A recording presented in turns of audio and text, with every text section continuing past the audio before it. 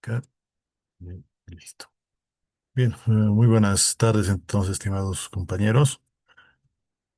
Ah, Les comento que, aparte del imponderable que tuve ayer, eh, me han comunicado que el día viernes próximo también voy a estar con problemas en la U porque voy a estar como jurado de tesis, ¿no? Entonces, por eso quiero adelantar un poquito, una forma de recuperar, ¿no? Porque igual hemos tenido otros feriados en la materia. Y bueno, rápidamente un repaso, ¿no? De lo que es el problema de las otras líneas de transmisión que no son fibra óptica, ¿no? El problema de la fibra óptica directamente es que es vulnerable a cortes en redes de larga distancia y que es un poco más cara la planta externa, es decir, el material de fibra suele ser mucho más caro que el material de cobre. Sin embargo, pues utilizan rayos, por ejemplo, infrarrojos, ¿no? En lo que es larga distancia, y por lo tanto directamente esto los hace inmune al ruido, ¿no?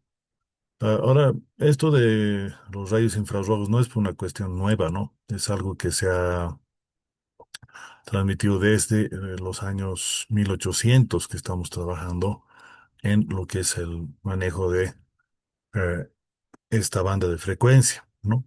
Simplemente en esa época lo utilizaban para tomar en cuenta si había o no temperaturas por descubrimiento de Herschel, ¿no? Pero los ha llamado por eso en su época rayos caloríficos, ¿no? Ahora, si hablamos de historia como tal, ¿no? Los materiales semiconductores se empiezan a trabajar desde los años 60 del siglo pasado y a partir del 77 se empieza a colocar realmente redes de larga distancia en fibra óptica. Prácticamente estamos hablando de 50 años ya después, ¿no? Estas redes obviamente han evolucionado, ¿no? Pero el concepto sigue siendo el mismo. Tenemos una señal de entrada, amplificamos la señal de luz, esta va a trabajar con una fuente, lo vamos a transmitir a través de lo que sería un equipo específicamente para transmisión en fibra óptica, que es el OLT, y este va a llegar directamente a lo que sería eh, una cuestión al revés, ¿no? Otro LT que lo va a recibir, lo va a amplificar y lo va a demultiplexar. Entonces, esencialmente eso es lo que estaríamos manejando en redes de fibra óptica básicas, ¿no? Ahora, si vemos por dónde vamos a transmitir, ¿no? Tenemos en realidad tres ventanas bien marcadas de lo que es señales de fibra óptica que podemos trabajar, ¿no?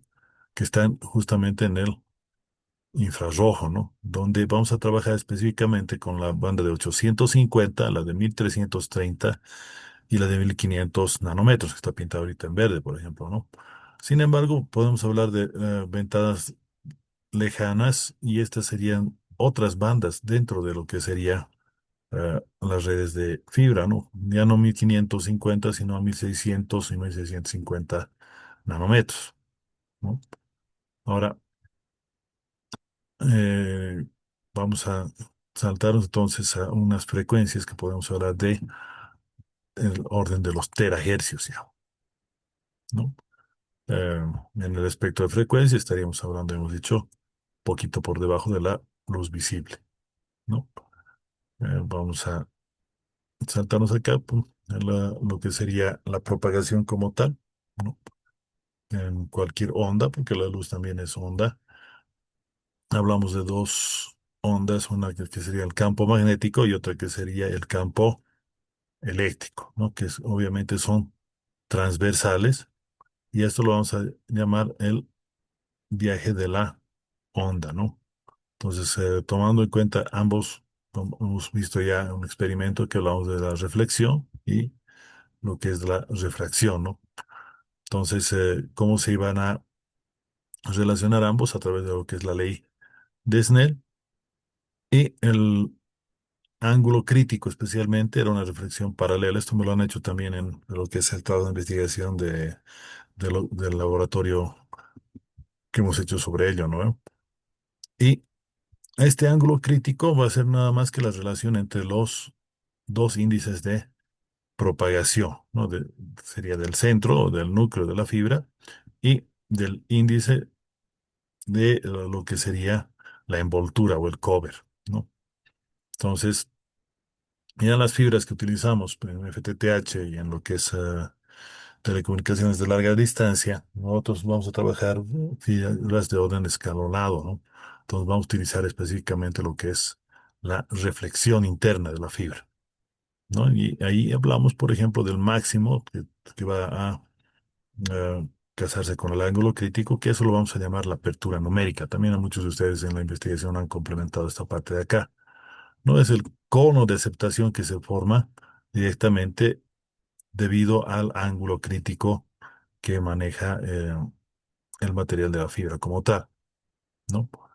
Entonces, si tomamos en cuenta el caso de la ley de Snell, tomando en cuenta que no hay reflexión interna, el ángulo crítico entonces va a ser coseno de cero, que nos sale uno, y n1 y n2 vamos a directamente dividirlo, ¿no? Entonces, este sería el ángulo crítico que nos estaríamos manejando, ¿no? Ahora, entre la parte del aire y el núcleo, entonces eso directamente nosotros vamos a tomar en cuenta n1 por el seno de este ángulo crítico, lo vamos a llamar lo que es la apertura numérica, ¿no? Y bueno, esto lo podemos jugar por relaciones trigonométricas que podríamos eh, tomar en cuenta que sería la raíz cuadrada de los dos índices al cuadrado, ¿no? Como pueden observar, el índice n1 tiene que ser sí o sí mayor que el cuadrado que el n2 al cuadrado, ¿no? ¿Por qué? Porque tenemos que tener un ángulo real, ¿no? Porque si esto fuera imaginario en la raíz, no tendría la opción de poder hacer la transmisión, ¿no? Entonces ahí tenemos las partes. Esta parte que está en plomito acá en la figura sería directamente el represimiento que vamos a trabajar para proteger la fibra como tal, ¿no? Todo lo que es el colorcito, por ejemplo, cuando les he pasado la fibrita, esto es lo que tendríamos en la parte del recubrimiento y aquí esto suele ser, por ejemplo, el jacket tranquilamente de otro material, ¿no? Como por ejemplo lo mismo que utilizamos para los cables de la parte eléctrica, ¿no? Ahora, su modo de propagación, bueno, hemos visto dos tipos de modos, ¿no? Y habíamos hablado de los tres tipos de fibra, ¿no? Recordando un poquito cómo sería el melón escalonado, lo que sería, por ejemplo, el índice escalonado. Tenemos la multimodo que puede llegar a hasta 100 dB por kilómetro en lo que sería la atenuación. El núcleo es un material uniforme y puede trabajar con una variación de índice, ¿no? Que se compara con lo que sería la de índice gradual, ¿no? Que, fíjense, todas estas tienen lo mismo de diámetro aproximadamente, ¿no? 125 nanómetros, ¿no? O sea, estamos hablando de la cuarta parte de un milímetro, ¿no? Ahora, en la que es monomodo, la comparación de la multimodo, tenemos que la banda de paso es más grande y el diámetro es mucho más pequeño, ¿no? Eh, en todo caso, fíjense que estamos hablando de la banda de 1550 nanómetros, ¿no? Ahora, aquí la comparación que lo habíamos pintado esto también en la pizarra, de lo que sería la forma en que se va a transmitir por dentro la fibra, lo que sería el pulso de entrada y respecto al pulso de salida, ¿no? Como pueden ver, lo que más se parece es justamente en la fibra monomodo, ¿no? En la fibra monomodo tenemos mayor posibilidad de tener casi lo mismo que a la entrada, ¿no? Aquí también podemos ver la relación entre los índices gradientes, que sería la del medio, escalonado, que sería el de arriba, estas dos serían multimodo, y la de abajo sería monomodo, ¿no? Que fíjense que es mucho más pequeño el índice, ¿no? Comparado con en las otras, este es apenas 10 nanómetros, estamos hablando de menos del 10% de el grosor total de la fibra, ¿no? La atenuación, tomando en cuenta, por ejemplo, la gráfica que nos dan los fabricantes, obviamente esto varía de fibra a fibra un poquito, pero se pueden resaltar directamente, ¿no? Lo que les he comentado hace un rato, la primera ventana, que es la de 850, la segunda, que es la de 1330, luego tendríamos la banda de 1500, que es la amarillita de acá, y estas que están de colorcito serían bandas extendidas, que serían justamente la tercera ventana y la cuarta ventana, que sería esta azulita, ¿no? Ahora, estos son los valores típicos, por ejemplo, ¿no? 1310, 1330 nanómetros, 1550 y 850. Actualmente solamente ya trabajamos con estas dos, que son, como han visto en la gráfica anterior, luego de aquí atrás, las que tienen menor relación de atenuación, estas dos ventanas, ¿no? Esta de acá, aunque la tomamos todavía por tradición como una ventana de comunicación, pues fíjense que es mucho mayor la atenuación, ¿no? Entonces, por eso es que no se la utiliza en redes especialmente a largo distancia, ¿no? Ahora, cómo colocar la fibra también va a dar o no información extra, ¿no? Por ejemplo, lo que es pérdidas por imperfecciones o golpes que recibe la fibra, donde internamente el núcleo se daña y bueno, produce pérdidas, ¿no? Y puede perderse incluso hasta un 20% en la práctica, miren. Ahora, por manufactura o macro bending también se puede tener, ¿no? ¿No? Por la forma en que se dobla la fibra, por ejemplo, esfuerzos transversales y longitudinales, que va a permitir algunas deformaciones, ¿no?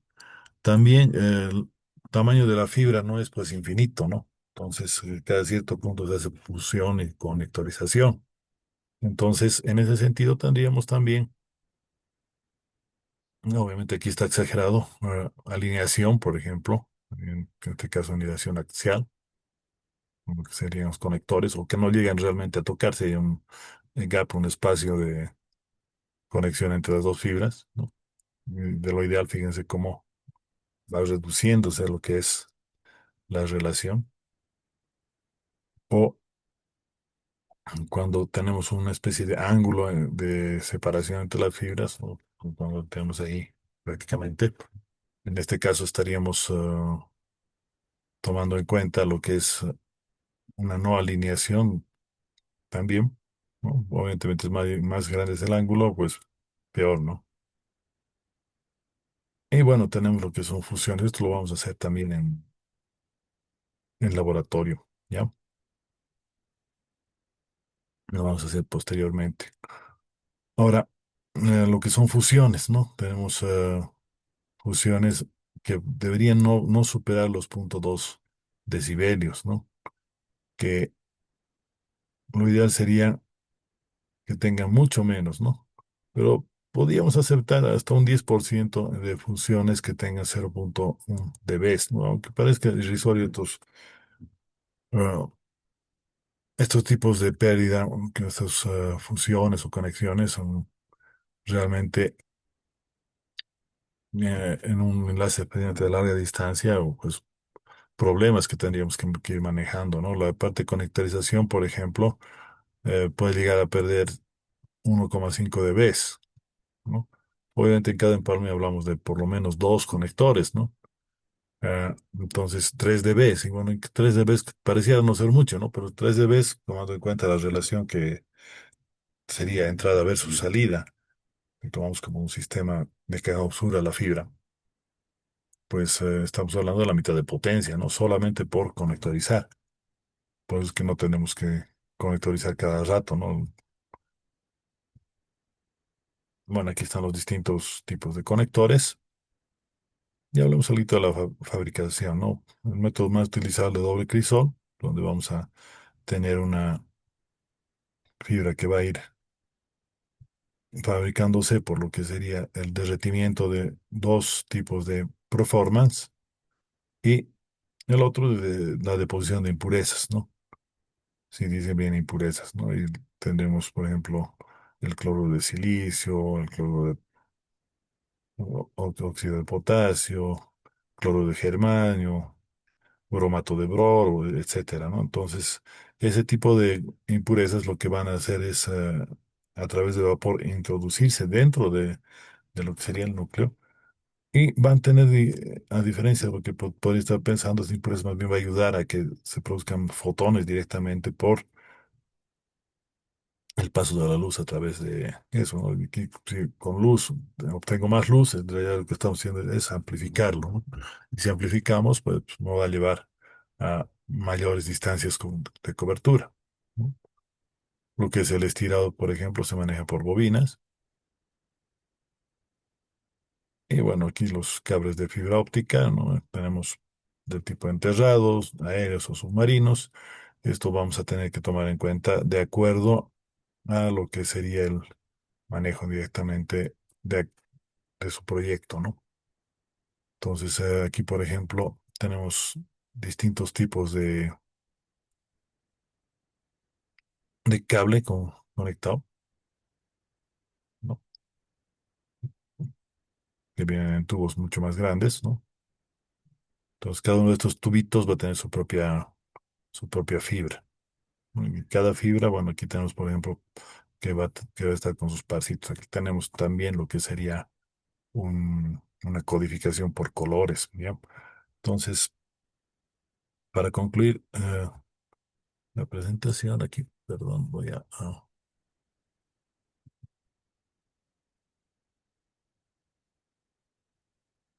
nunca lo descargo porque siempre lo muestro casualmente esto en YouTube. Hace años atrás Discovery Channel ha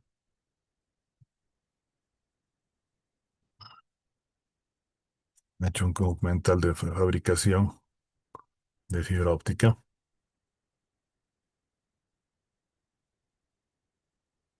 Este es La fabricación de la fibra óptica comienza con un gran tubo de vidrio. ¿Se escucha? Tal vez le voy a poner otra vez el videito, me avisa. La fabricación de la fibra óptica comienza con un gran tubo de vidrio. Primero se desenvuelve.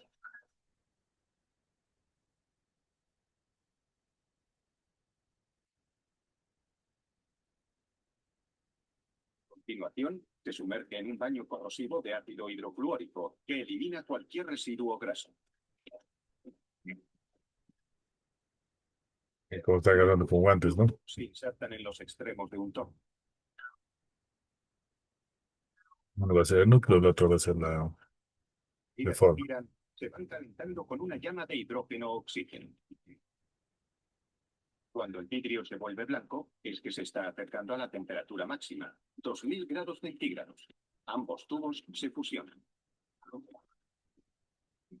El nuevo tubo más largo se coloca en otro torno. A medida que el tubo gira, se inyecta una mezcla de gases químicos en su interior, mientras un quemador lo calienta todo.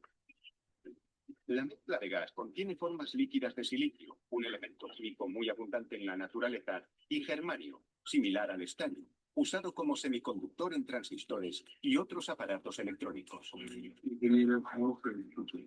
Al calentarse, Estamos mostrando el videito. Aquí simplemente dice que se utiliza germanio y silicio, lo que habíamos comentado en fibra, ¿no? el residuo Tal vez incluso se podríamos convertirá poner en acá grafito.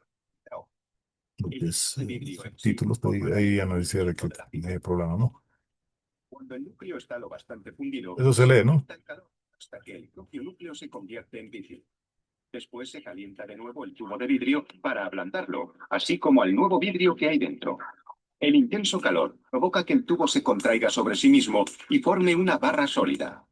Ya se ha conseguido la estructura interna de la fibra óptica, pero de momento tiene forma de barra grande, llamada preforma. El siguiente paso es estirarla. Primero se separa la preforma de la parte del tubo de vidrio que no se ha contraído. A continuación, se instala verticalmente en la torre de estirado que le dará la forma final.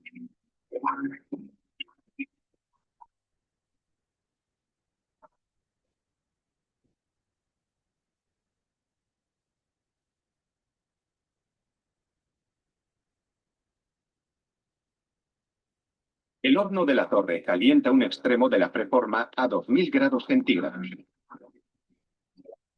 Ahí estamos haciendo el estiramiento como tal, ¿no?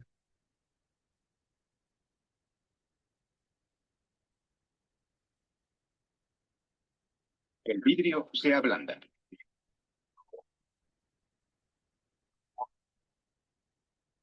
La gravedad ayuda a que se vierta, como si fuera miel cayendo de una cuchara.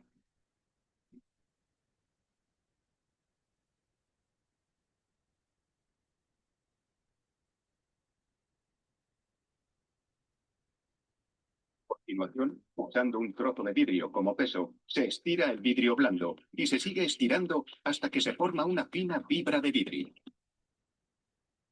Una serie de poleas miden la tensión de la fibra a medida que se va estirando.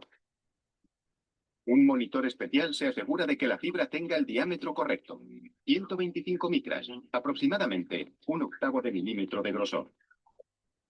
La fibra pasa a través de lámparas ultravioleta que endurecen el revestimiento acrílico para protegerlo contra el polvo y otros contaminantes. Por último, la fibra se enrolla en un carrete. Desde aquí se envía a su destino o se introduce en un cable. La producción de los cables de fibra óptica es cara, pero son más pequeños y ligeros que los cables de cobre tradicionales. Transportan más información y, a diferencia de los cables de cobre, son inmunes a las interferencias electromagnéticas. Además, es más fácil detectar posibles escuchas.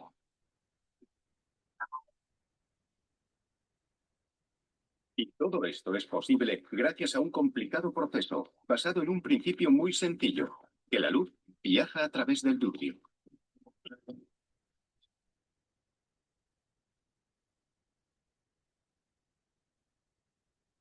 Ok.